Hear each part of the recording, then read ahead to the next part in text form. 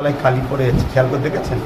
আমি দেখি কেন দুশ্মনকে দেখতে হয়, দুশ্মন কি হালে আছে, তার অবস্থা ভালো নয়। আমার তো ভয় হচ্ছে খুব শীঘ্রই অঘটন না ঘটে যায়, অ্যাক্সিডেন্ট না ঘটে, যেমন খবর না পেয়ে যায়। কথা বুঝে আসছে যে ওর অবস্থা ভালো নয়, আর ওর দলের নেতাদের জন্য কিন্তু একটু বড় অ্যারেস্ট করেছে, কারণ আইলা মোহাম্মদ রাসূলুল্লাহ সাল্লাল্লাহু আলাইহি ওয়াসাল্লামের ব্যানার টিকিয়েছিল এবং ভিড়ে আইলা মোহাম্মদ রাসূলুল্লাহ প্রচার করেছিল। আজকে মুসলমানের হাল খুব খারাপ।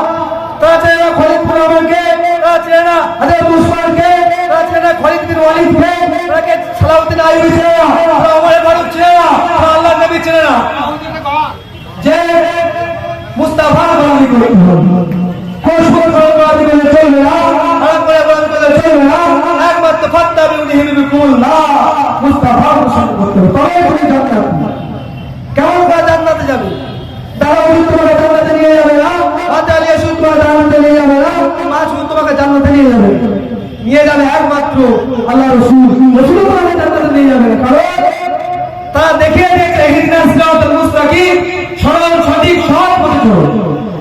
যেটা ইসলামের নির্ধারিত, এটা হারাম করেছে হারাম, যেটা হালাল করেছে হালাল, যেটা সুদ থেকে দূরে থাকতে হবে, লড়াই থেকে দূরে থাকতে হবে, লড়াই থেকে দূরে থাকতে হবে।